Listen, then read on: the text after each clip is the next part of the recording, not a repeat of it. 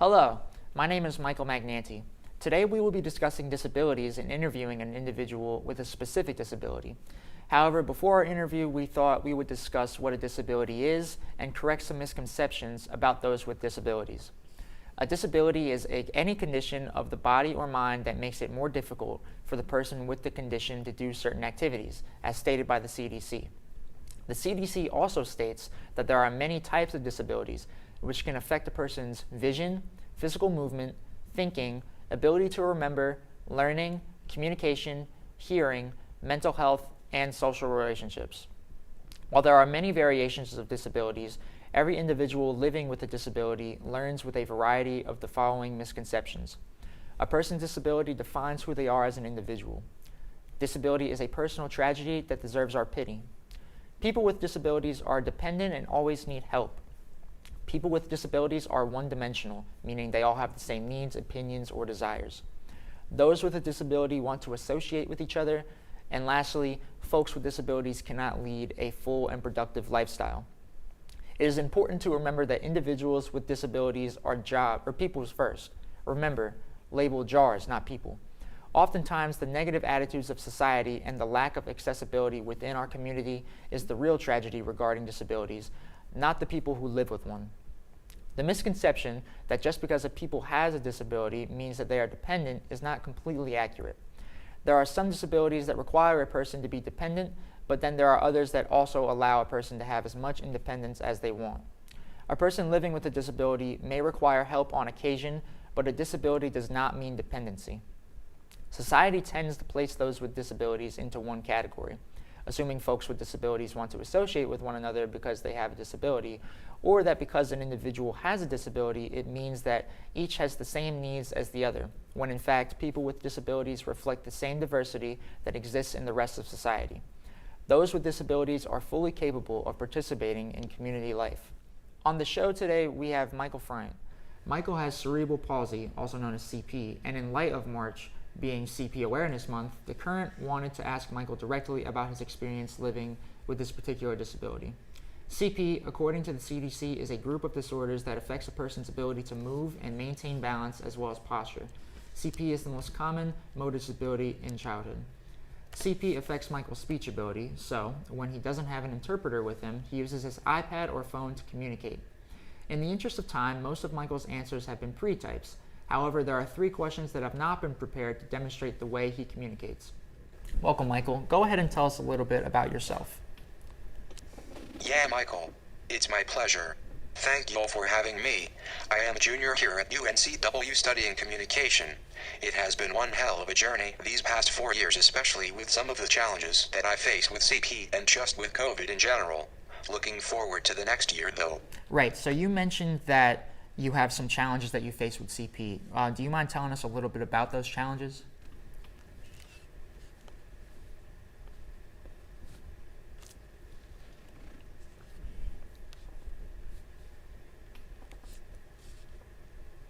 Some of the struggles included when I rode the bus for 2 hours each day when I attended Cape Fear Community College, and dealing with people in general. So what were you hoping to do with your degree after you graduate? My desire is to continue with my advocacy work, which I am already doing through my social media presence, website, and the Seahawk, the student-run newspaper on campus. My advocacy is twofold.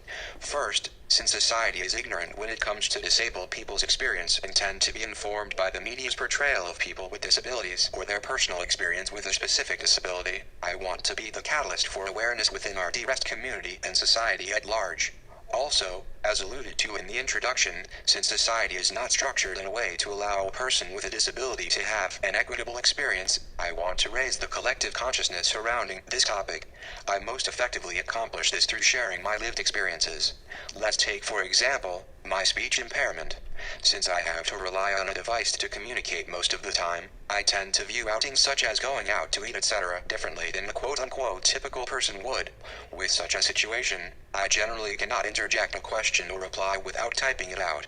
As a result, I either have to forego eating when I do go out or constantly be typing. However, some restaurants such as Bricks work because there is a waiting time from when you order and when you are served. Again, this is a single-faceted scenario that I have to deal with day in and day out.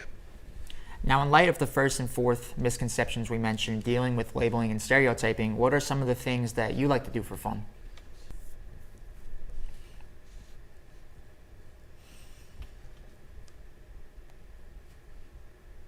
I am a long-distance runner. I have completed countless 5Ks, multiple 10Ks, and have completed 3 half marathons thus far. I might be completing my 4th one in 2 days. I love to participate in high-risk sports such as riding dirt bikes, zip lining, etc. Within the next month or so, I am hoping to go skydiving, which I am super excited for. I also like to go out and enjoy the nightlife and grab a beer or something stronger. On occasion, I will lay on a surfboard with the help of some friends and catch some waves. Above all though, I do enjoy hanging out with friends who are comfortable around me and vice versa, get me, and see me as a diverse person that I am more than people who don't grow over time. I make no apology if that sounds exclusive in a sense. This does not mean that I do not care about other people who I know but are stuck in their narrow view of disability after a while. I still go to things that I don't necessarily feel seen, heard, or valued because it is something I deal with on a daily basis. Secretly I hope something will click for them, and I genuinely care about the people at these events. At the end of the day, I am a human being who craves authentic, genuine friendships just like everyone else. So yeah, I tend to gravitate towards those who best reflect that reality for me. Okay. You mentioned that you enjoy hanging out with friends. So what tool or tools have you found most useful while building these relationships with people?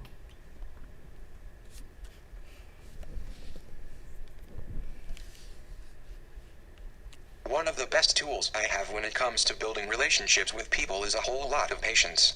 Due to the media's portrayal of people with disabilities and society's narrow perceptions, I have conditioned myself not to take things personal.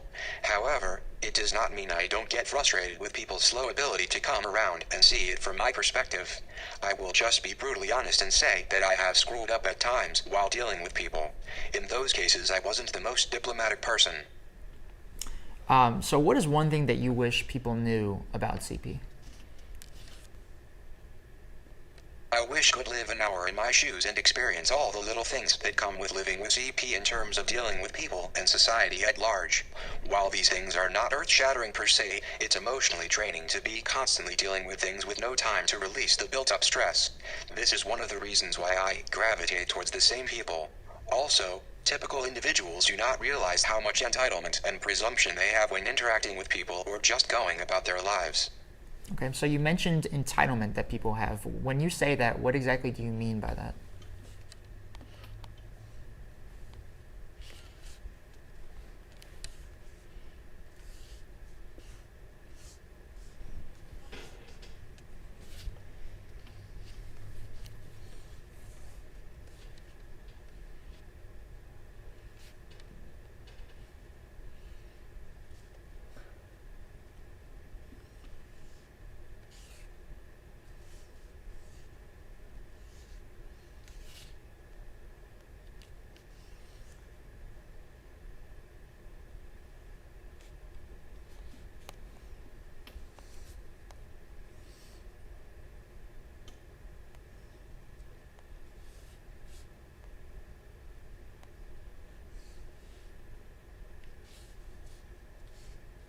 For example, when a typical person meets someone, they don't necessarily have to overcome all the stereotypes that a person with a disability has to overcome. So lastly, what I have for you is, what inspires you to keep going?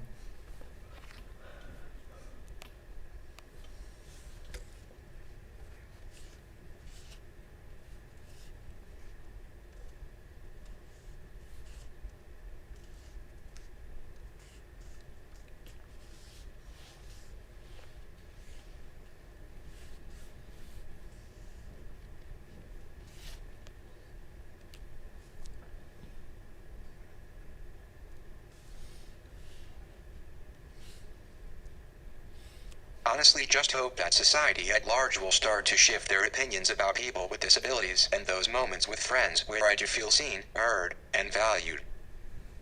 Great. Well, thank you, Michael, for sharing your experiences with us today. I know I've enjoyed hearing about what you've planned after graduation as well, and learning more about disabilities, specifically CP. That wraps up today's interview.